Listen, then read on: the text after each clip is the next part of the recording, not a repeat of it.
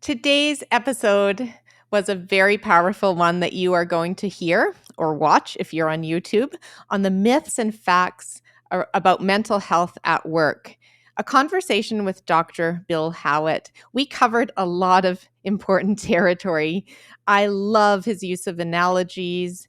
I really like how he gives practical ideas and tangible ideas about a challenging situation we're in the world of work. We're in a mental health crisis. There's record levels of burnout, anxiety, stress, and organizations and people are suffering because of it. And there's all these band-aid fixes going on. And we talk about that in the episode about the quick fixes, the bringing in a program, an app, a speaker, adding more money to EAP or benefits. That's all great. That's all very, very important. However, it's more of the sustainable habit building and making sure that the culture is a healthy and positive one. And that takes a monumental but important effort. It takes an effort from the board of directors, the executive, all the way through the organization. It is not a quick fix or checking off on a list these different interventions or learning opportunities. It's more about how are we going to create a healthy culture where human beings are in positive states more than negative states. Life is full of curveballs. There are going to be crap days, difficult days, curveballs that come from the environment, the economy, etc. However, if you have a healthy workplace culture that supports psychological well-being and psychological safety, then what you get is people thriving and being at their best to weather these storms and support one another. And first and foremost, we must be tolerant and loving of ourselves and tolerant and loving of others around us. And I know that sounds extreme, but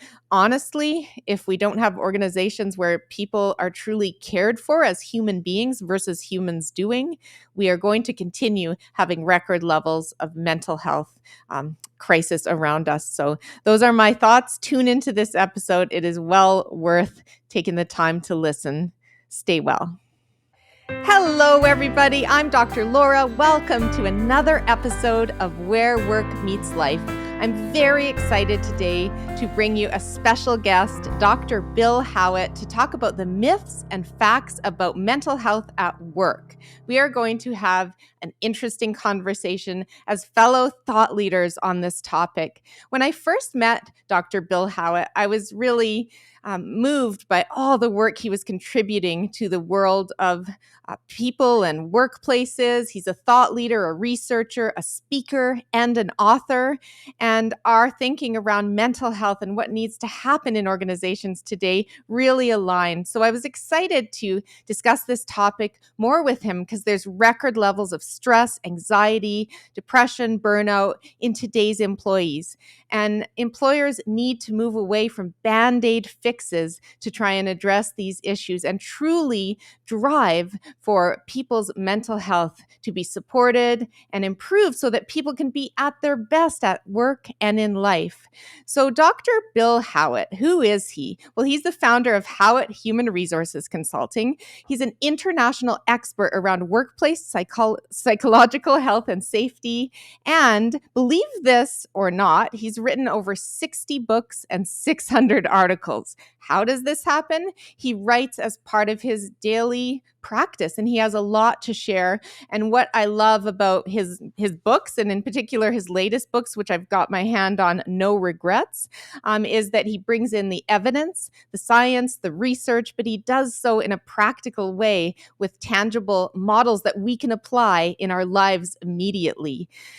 Bill also brings a lot of leadership experience and clinical mental health experience. So not only has he worked with a lot of people one-on-one and in groups on their mental health, he's worked in senior leadership roles in both Canada and the United States, including in the Wall Street Financial District. So he brings this plethora of real-world experience and clinical experience to truly help people and organizations thrive. So without further ado, welcome to the show, Dr. Bill. Thank you. Thanks for having me. Look forward to our chat.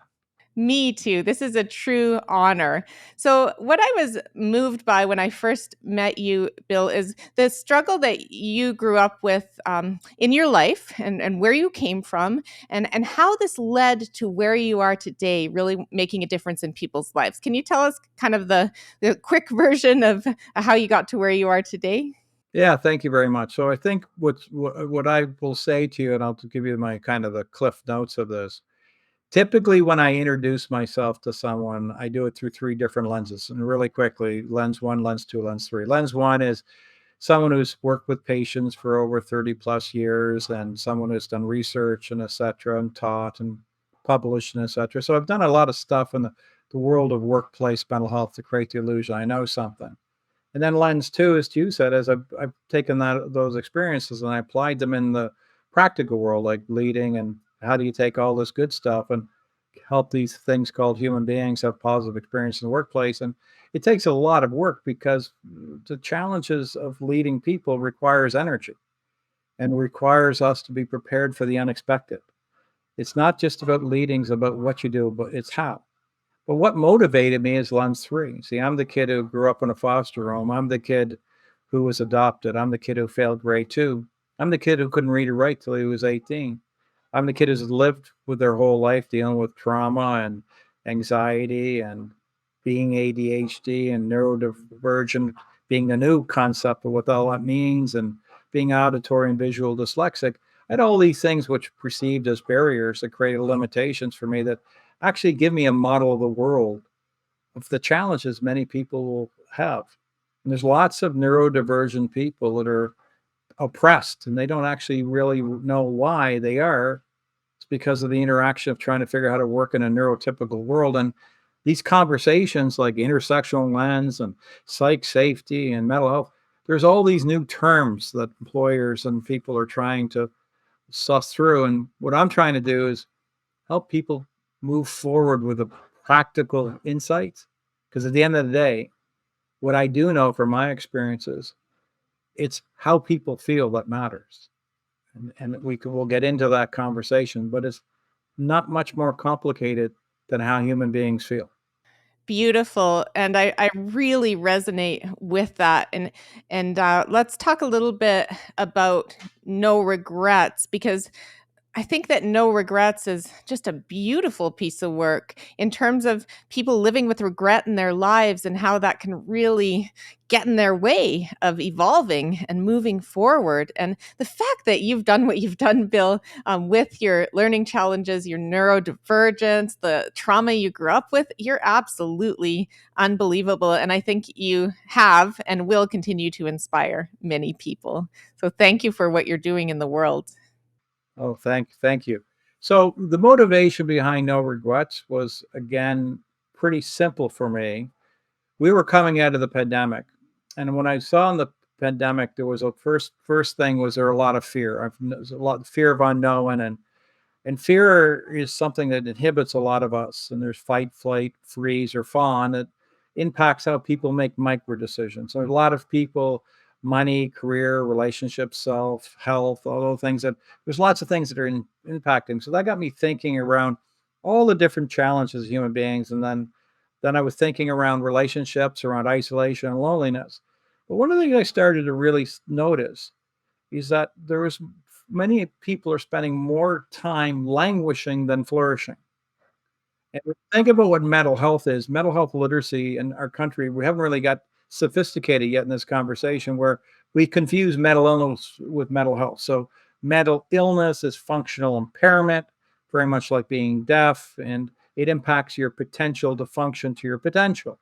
Where mental health is different, it's basically how we are actually seeing the world and experiencing the world through our emotions. So human beings have this parrot in their head that's talking 24/7. And the things we say to ourselves will impact how we feel, how we're interpreting our environment. And that could influence the percent of time people spend in positive emotion versus unpleasant emotions, flourishing and languishing. When I started to look at the literature and started to think about it in all my patients, I realized that unpleasant emotions are really critical for our existence.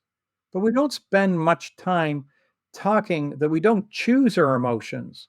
We choose how to react to them. And a lot of folks that don't realize when they're in dysregulation and feeling unpleasant emotions, they're more at risk to look for self-soothing behaviors that move them to like food, alcohol, gambling, things that they may not solve the problem, but can try to help me feel better in that moment. And then as I started to look at all the unpleasant emotions, I realized that one of the most powerful transformational emotions that's a missed opportunity is regret. And there's different types of regret. And there's regret that, you went into a relationship, for example, like for example, you and I are in a caring relationship and one of us screws up. We make a mistake that ends the relationship. And we never planned on doing it. It was a mistake. People make mistakes. None of us are perfect. And that regret of that mistake is an opportunity for us to actually learn from it or become paralyzed by it. And many human beings, from their mistakes, the things they lost in their life, they spend much of their life regretting. You'll see that. I see that with divorces, major traumatic experiences around losing a relationship, or things losing a job, or making a mistake, being a human being. So I wanted to write the book around no regrets as a strategy in helping people move through unpleasant emotion. And I took no regret. And the way the book is designed is to help people understand the different nuances. Like, for example, there's one chapter on understanding how your brain works a little bit, like basic, like a remote control, like on a TV. Like, I don't know about you, but I only know how to use the on and off button and the up and down button and the volume, but there's all these buttons. Well, just because there's, these buttons doesn't mean I know how to use them. Well, there's a lot of things with our brain, like how we make decisions and how we pattern. So I want to provide some tips on that around thoughts, around emotions, and at-risk coping. Because what people will do, and each chapter is to give folks tools. And what I want the person to do is to realize, like all the things I try to do with mental fitness, is to give them guidelines and tools to be able to move past unpleasant emotion like regret, and on demand learn how to move to regulating self-soothing healthy positions to be able to believe they can become who they want to be, not what they did. And I really, at a very simplistic level, my sense is, and if I step back, and you being an educator and knowing all kinds of things about how human beings are, we forgot to teach interpersonal skills in our education. We did not teach people how to manage their own emotions. And so I think that's a big gap. And one of the challenges of why we have as many issues as we do in regards to mental health. And I would say to you quickly is that if I could get human beings to do three things, I think I could eliminate 70, 80% of all the anxiety we have. One is to move, exercise, move your body. So you can be burning off corticotropics, but moving, because that's really important for our health. Two, sleep. 8 hours of quality sleep, good sleep and movement. And three, learn how to deal with the parrot in your head, the thing that talks to you, the learning how to understand that thoughts are not facts. The things you say to yourself may or may not be true. And the learning how to regulate your thoughts and your emotions can help you feel you have more control over your destiny, your choices, and your existence of who you want to become. Wow, you covered a lot of territory there, and I resonated with all of it. And when we talk about that parrot on your shoulder, often with my clients, we name it. So you think of someone that you really disliked growing up, maybe the class bully or a really nasty person in your life, and you can choose that name for it, or just a name that you don't like, and then you can name this critter, and then you can say, go to hell, right? Shut up. Get out of here, but you can name it and address it and deal with it. So I think that That's something that my clients seem to resonate with, Bill. But I would say that the no regrets, back to the no regrets book, I do think that we're not taught to deal with emotions, and we should be. And I also think we need to be taught to actively listen, and we aren't. And as human beings, it's a difficult and challenging world that we're navigating, but a beautiful set of learning experiences. So, this book can really help you not only move past regret, but move past other really challenging emotions, right? Like grief that's getting you down, or sadness, or languishing, whatever it is, right? 100%. 100%. Well, and I agree with you. I think a part of it is having people realize that they have some influence over their thoughts and emotions. They don't actually, um, actually, we're not helpless to them, but we are without knowledge, right? We are without knowledge. It's kind of like it's really important. And I think in the absence of hope, human beings have nothing. And I often say this small thing to try to help people. And this is a part of where our brain can trap us. Like if I went up to my car and I went and pushed my car and I started my car, I reasonably ought to know when I press my car, the car will start because that's what I was taught. I put my foot on the brake, I press the button. But if the car doesn't start, this is really important. This is what one of the big gaps in our whole mental health spectrum is. If the car doesn't start, I reasonably ought to know something's wrong with the car. Now, here's the key. I open up the hood and I pretend for my self-esteem. I'm looking, no one. Then I finally call you and I say, hey, Laura, my car didn't start, so I guess I have to buy a new car. And your brain, you might go, what are you talking about? You call CAA. What do you mean? The car doesn't start.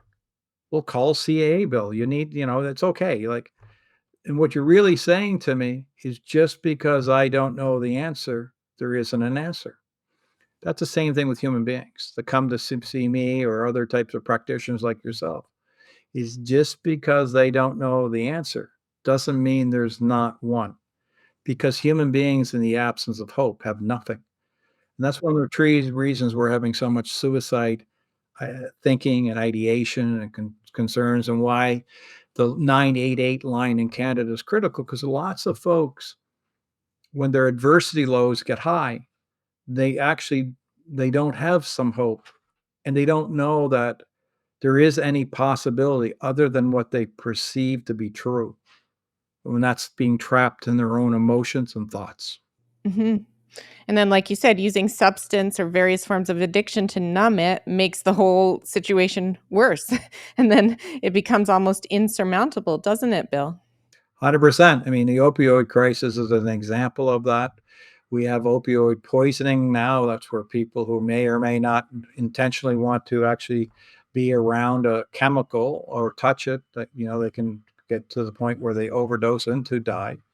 And then we have opioid addictions, and we have all types of other things. We have food addictions. We have this thing here, the social media and all the challenges with that, and the programming and the amount of young youth. I was a part of a hospital on the board, and the amount of bulimia in children to do with social media and anorexia and other types of things. So the point being is, in the context of mental health, is not going to go anywhere. It's a big challenge. And we now know young workers. Between I did some work for Boston Consulting, helped them as an advisor. They did a study on young workers between the ages of 20 and 24, and they found that population is really high risk for mental health challenges and anxiety. And it's something that employers, in my sense, need to become mindful, because the old guard will use people like myself who have been around a long time. We didn't know we were allowed to have feelings, right? The new generation knows they're allowed to have feelings. So we're in a whole different set of, we're in an uncharted territory for a lot of employers right now. They're allowed to have feelings, but they know what to do with those feelings and about those feelings and to work with those feelings. right? And I loved your in the book talking about emotions are something that comes from our brain and our biochemicals, and feelings are how we make sense of the emotions, and the feelings lead to the behaviors. I thought you described that really well. And again, this book, No Regrets, it's a really good book that's applicable if you're struggling at work, in your career, in your marriage, in your life. It's about shifting and working on your mental fitness so that you can come out with a more positive, healthy mindset and feel better. And the link to this book we'll include in our show notes for the episode.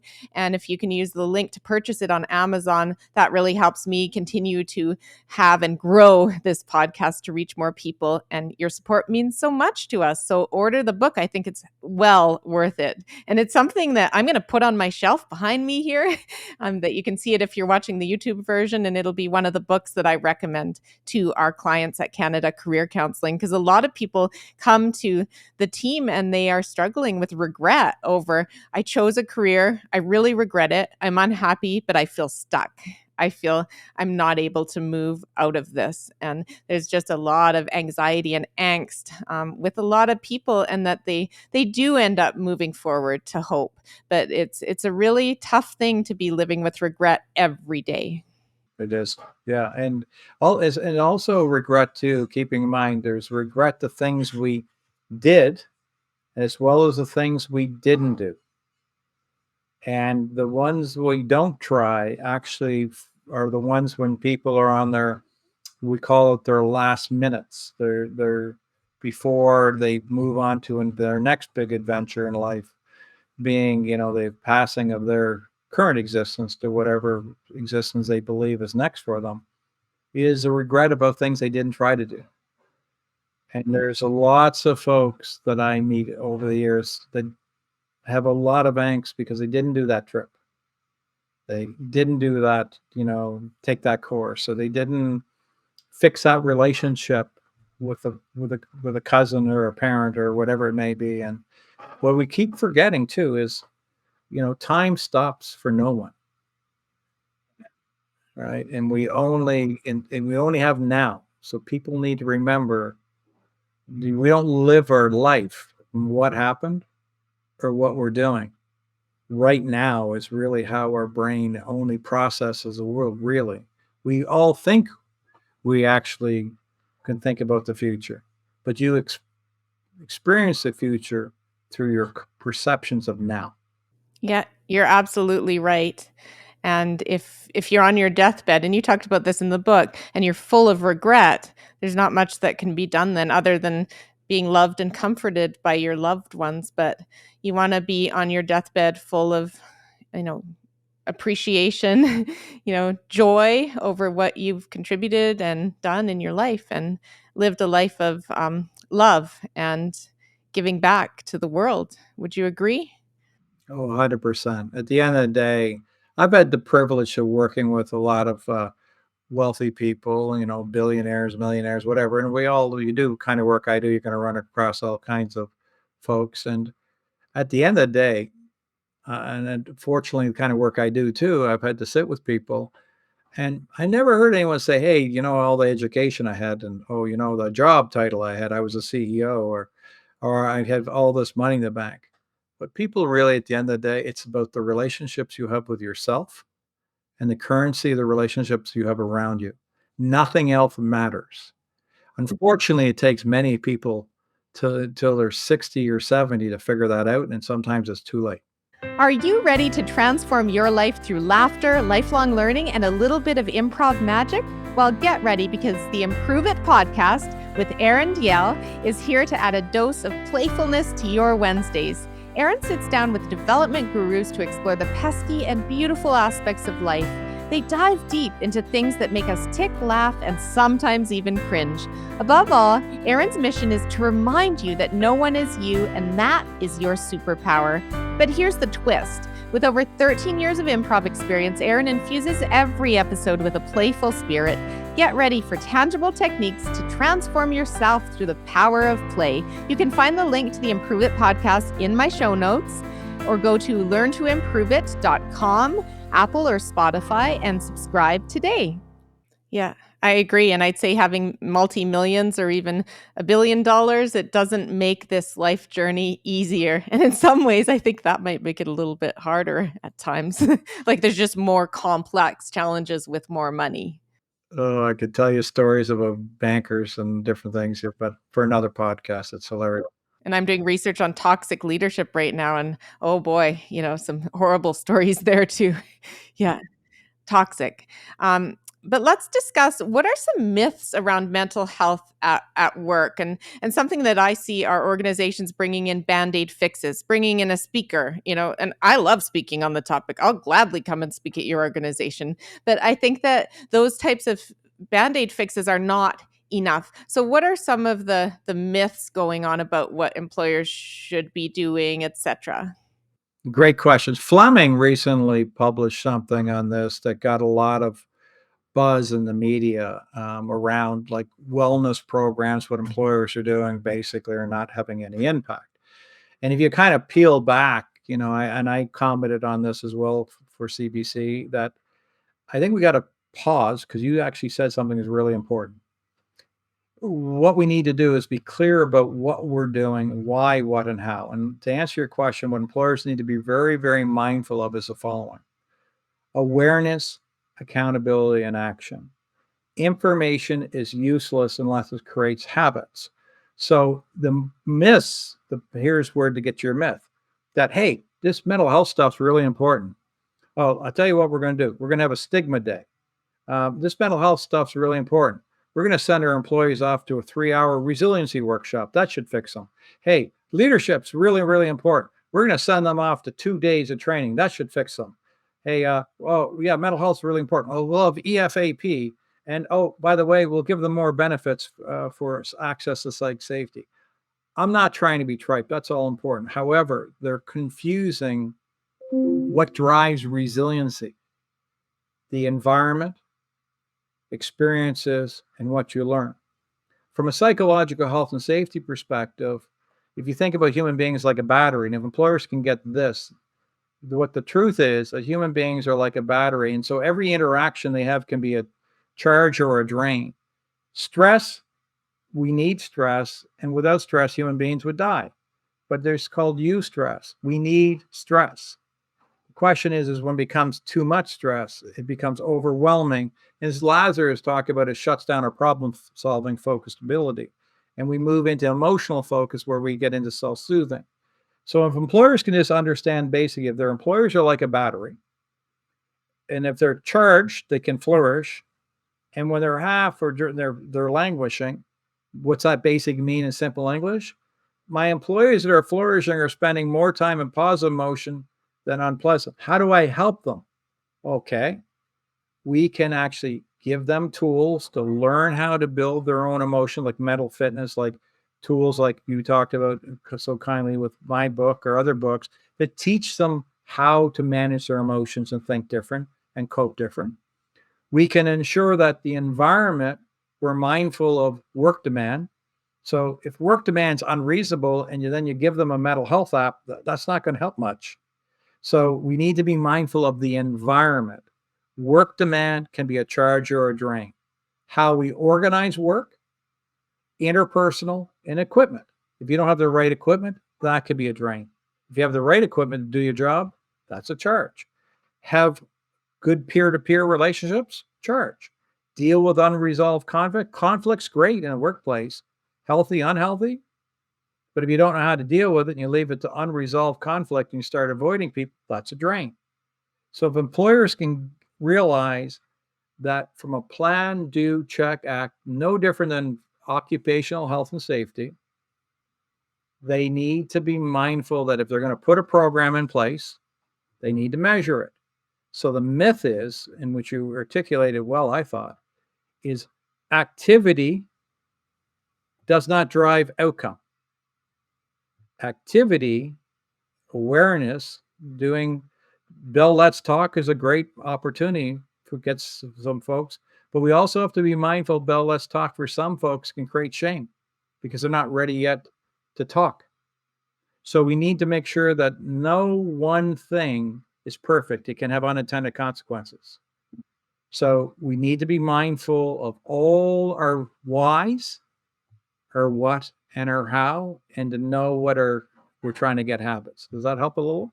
Totally helps, and you use the word fix, and I think that's what I see a lot. Organizations are trying to fix the human, the person, gotta fix their mental health, gotta fix their, stress, their level of stress, but they're not looking at the systemic organizational factors. So, when I think of toxic workplace cultures, which I've seen more and more of, and I've seen a lot of, and I've seen the impacts on the human being, which drove me to do the research on eradicating toxic bosses in organizations. But it's like if humans are batteries, and I love analogies like that. That's a great one.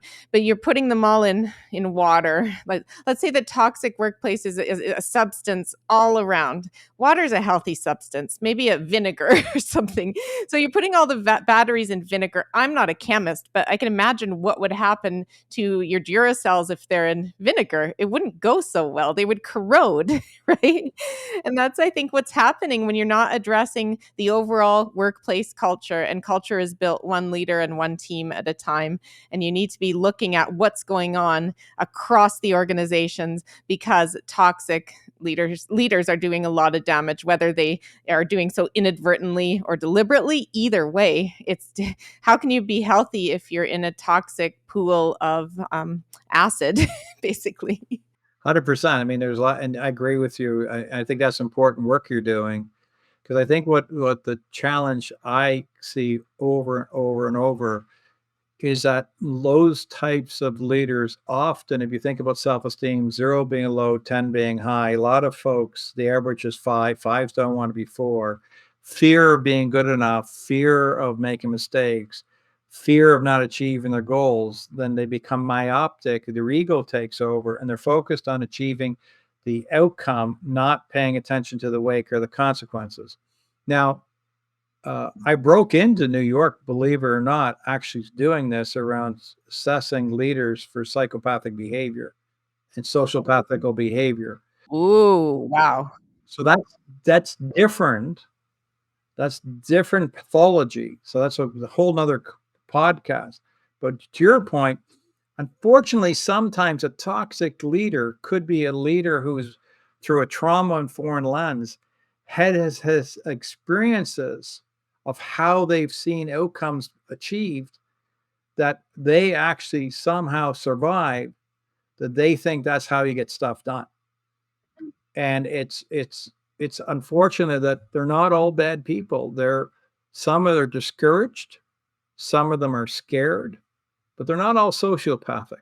And it's interesting when I see the toxic leaguers, I end up getting called in to deal with a lot of it.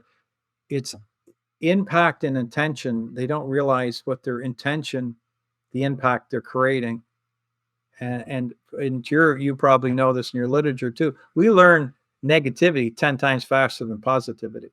So if you look at Gottman's research around relationships, we learn stuff very fast. So people will quickly learn that an environment's not safe for them, and that compound and build on itself.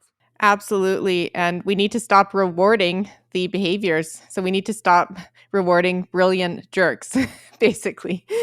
I love that quote. That's a latest article by Kim Scott, whose upcoming book is on radical respect. And I think, yeah, it's how they're rewarded. If they're rewarded for it, they're going to keep doing it. And the organization is turning a blind eye to this. And the CEOs and boards are ostriching or avoiding or not wanting to know or whatever it is. I'm still trying to get to the bottom of it. I think it's very complex, like a spider web of different politics and expectations and friendships and and money. And I just think, but I'm willing to go along the web to try and help figure it out in any small way I can. Yeah, I would give you one thing, one path to consider is that the majority of the leaders that are allowed to do this are in organizations that have a short-term focus, quarter to quarter. Quarter to quarter profits. But in the organizations that I've worked with that have a longer view, that are what we call millennial companies or companies that want to be around for another 100 years, I'm starting to see in the companies I'm working with, and this is a common line we're seeing, the currency of being a command and control leader is diminishing quickly.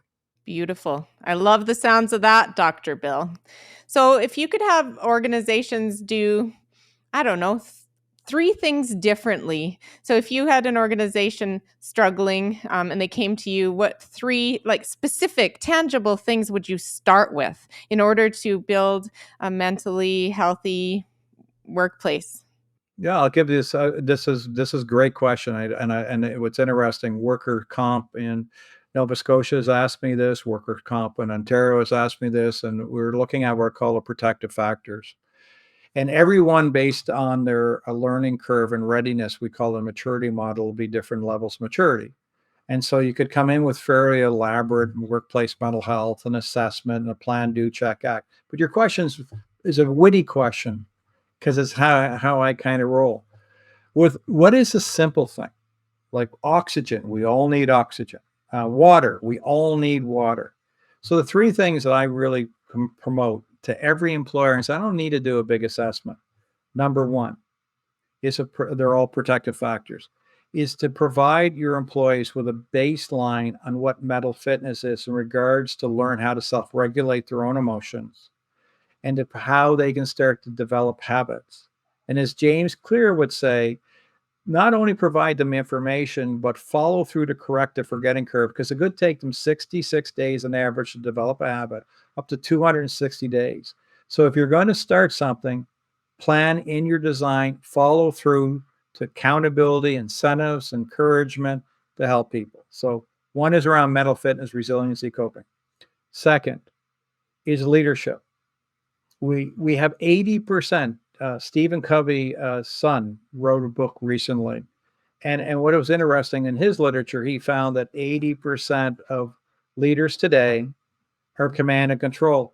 But because we learn that that's not in vivo, we become what's called enlightened command and control. We kind of smile now when we do it, but we just don't listen to you, but we just smile. So the idea of moving towards a trusted leader is someone who you want to show up with versus you have to. Someone that can build competency versus compliance. Someone who removes fear, holds you accountable, wants learning, moving towards a psychological safe leader. So we're doing a lot of work with that. In fact, we have the very first program through the University of New Brunswick on psychological safe leadership as a certificate. It's a micro certificate. Accessibility for small business is important, so we wanted to create it very economic for folks. And then the third one, peer-to-peer interaction. Your peers, of how you show up through an intersectional lens. And with all our new Canadians, with our literacy levels where they're at in Canada, which is slipping, our English second language, collective cultures with individual cultures, all the political correctness that we don't understand. I'm writing an article today called the DEI political correct quicksand. We're getting ourselves caught up in a point we're not allowing people to have conversations.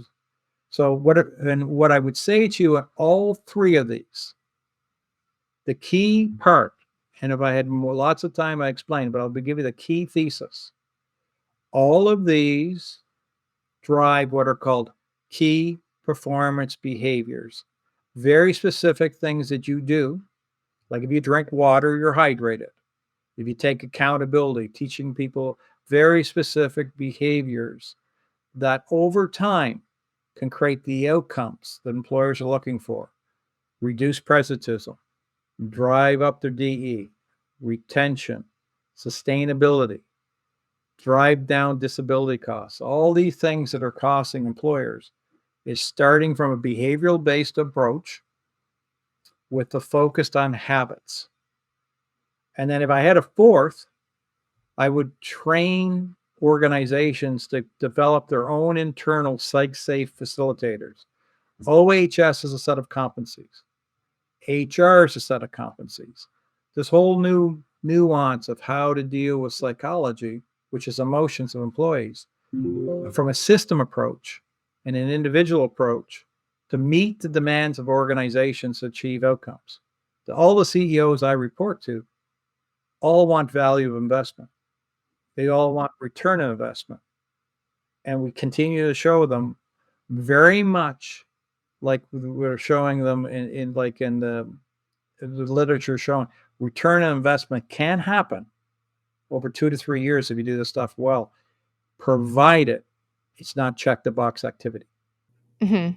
It's more of a dedicated, you know, movement in the organization that is espoused and endorsed from the CEO all the way down, and you need a sophisticated whistleblowing policy as well. The trend I'm seeing is HR is not able, they're not independent enough to deal with whistleblowing when there is pockets of toxicity that need to be dealt with. I'm wondering what in your research, Laura, if you're starting to see the potential of ESGs, environment, social, and governance, like where boards, to your point, will start asking, hey, when you do your finances, whether you're CEO, you got a good CFO, they send it off and some auditors have to look at it. I wonder if you see that employers' boards will start saying, hey, who's doing independent audits of your culture and the employee's experience? Because I think you just said something that, got me thinking is that, we're very accurate on the finance, but not so much maybe on the human experience. I think that would be beautiful, and if I was the on a board that could do that, I'd endorse it 100%, an independent cultural audit. Beautiful. So with that, I'm going to ask the final 2 questions as we wrap up that I ask all my guests.